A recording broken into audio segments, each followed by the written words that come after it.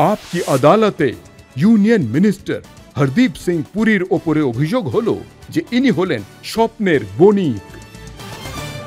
হরদীপ জি, মল্লিকার্জুন খাড়গে যিনি কংগ্রেস পার্টির অধ্যক্ষ উনি বলেছেন যে যখন যখন ভোট আসে তখন হরদীপ পুরী ওনার সরকার লোকজনদের সস্তায় গ্যাস সিলিন্ডার দেওয়ার প্রতিশ্রুতি দেয়, সস্তায় খাবার দেওয়ার প্রতিশ্রুতি দেয়।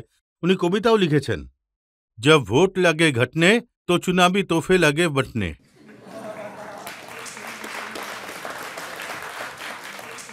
ছন্দটা ভালো কবিতাটা, কিন্তু আমার মনে হয় খাড়গে বাবু নিজে খুবই চিন্তিত থাকেন।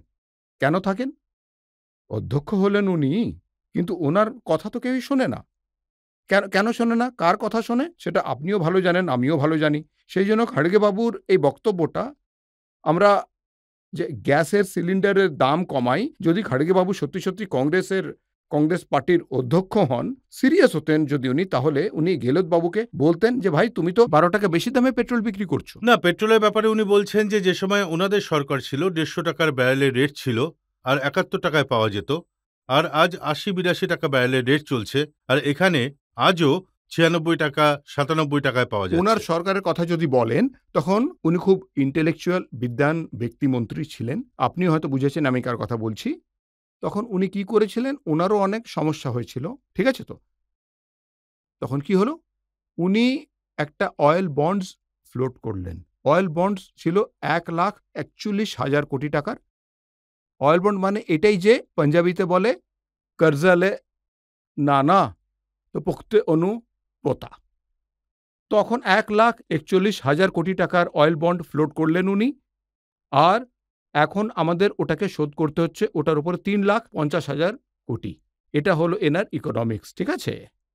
তাই খাড়গে বাবুকে এটা বলবেন যে এই সময় পেট্রোলের দাম 2 বছরে 11% নিচে নেমেছে। 80 কোটিরও বেশি লোকজনদের মোদিবাবু প্রতিদিন 3 বেলার মতো ড্রাই রেশন বিনামূল্যে দিচ্ছেন। 220 কোটি ভ্যাকসিনের ডোজ তৈরি করিয়েছেন মোদিবাবু, আর বিনামূল্যে লোকজনদের বিলিয়েছেন। এটা তো আমরাই করেছি, আর অয়েল বন্ডও ফ্লোট করিনি। এটাই হলো মোদিবাবুর কাজ।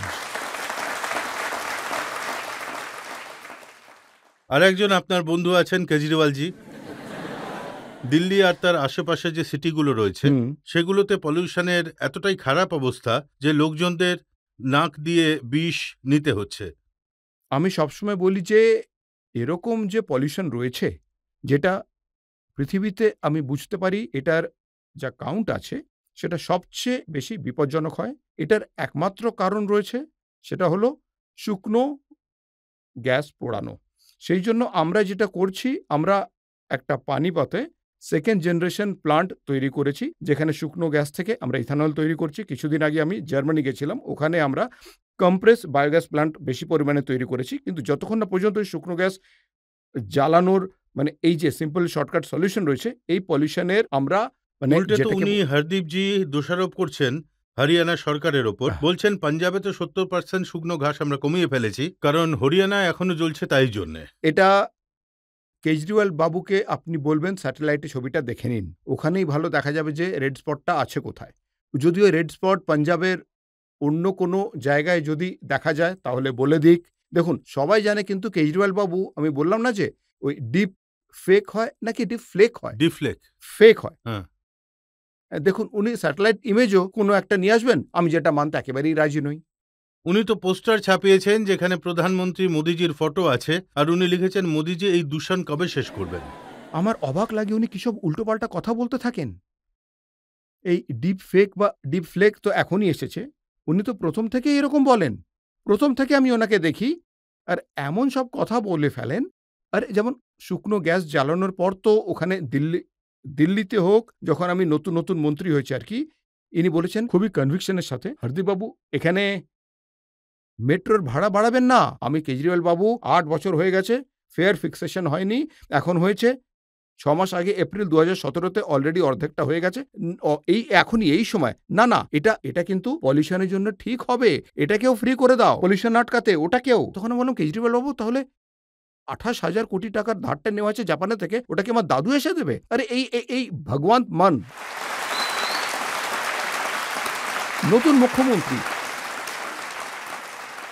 ইনিও বলেন এটা ঠিক আছে, এটা ফ্রি করে দাও, ওকে, ওটাও ফ্রি করে দাও, আর এটাও করে দিন, করুন, আপনারা করতে থাকুন। আপনারা লোকজনদের সুবিধে দিতে চাইছেন, করুন। তারপর কেউ একজন বলল টাকা কোত্থেকে আসবে, না আমরা কেন্দ্র থেকে নিয়ে নেব। আরে এটা একটা নতুন ধরনের পলিটিক্স। আপনি ইরেসপন্সিবল স্পেন্ডও করছেন। আমার একটা RRTS প্রজেক্ট আছে, যেটা এখন আমাদের মাননীয় প্রধানমন্ত্রী বাবু 18 কিলোমিটার এখন ওটা চালু করেছেন। দিল্লি সরকার ওদের টাকা অনেক অনেক দিন ধরে দিচ্ছে না। কিছুদিন আগে আমি দেখলাম সুপ্রিম কোর্ট একটা জাজমেন্ট দিয়েছেন, 1 সপ্তাহের মধ্যে ওই টাকাটা দেবেন, না হলে তোমার যে বিজ্ঞাপনে যে বাজেট রয়েছে ওটা আমরা আটকে দেবো। ঠিক আছে তো? কেজরিওয়াল বাবুর যে দানছত্র খুলে বসার যে পলিটিক্যাল স্টাইলটা রয়েছে, আমি বুঝতে পারছি এটার সময় এখন শেষ হতে চলেছে।